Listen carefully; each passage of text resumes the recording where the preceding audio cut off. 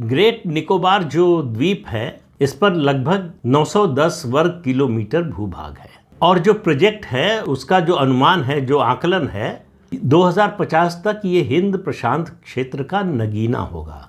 यहाँ से श्रीलंका, सिंगापुर और मलक्का स्ट्रेट से मालवाहक जहाज आ रहे हैं। इसे इस पृथ्वी के ग्रह का ग्रीनेस्ट प्लेस कहा जाता है, ग्रीनेस्ट एरिया कहा जाता है। C-130 नहीं, यहाँ पर एयरबस 380 भी लैंड कर सकती है और होती है। भारत इसको ग्लोबल मैरीटाइम हब के रूप में विकसित कर रहा है।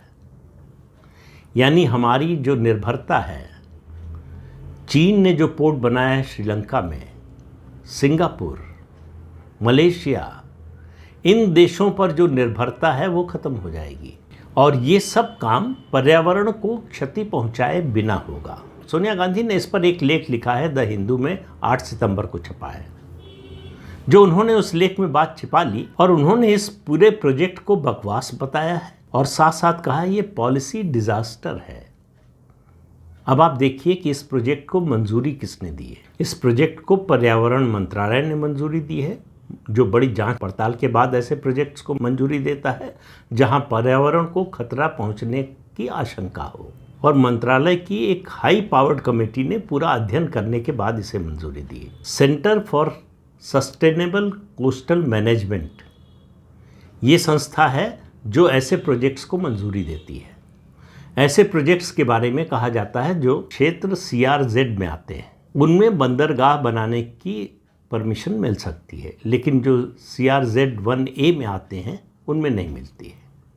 तो ये CRZ में है, इसलिए इसको मंजूरी मिली है। ऐसे प्रोजेक्ट्स को मंजूरी दी जाती है अगर वो CRZ 1B में हो और अगर वो CRZ 1A में हो तो मंजूरी नहीं दी जाती। CRZ 1B में जो इलाका है वहाँ पोर्ट बनाने की मंजूरी दी जा सकती है, इसलिए मिली है इसको। अभी जो स्थिति है उसमें भारत का जो कार्गो है, जल परिवहन के रास्ते जो ढुलाई होती है, वो 25% विदेशी बंदरगाहों से होती है।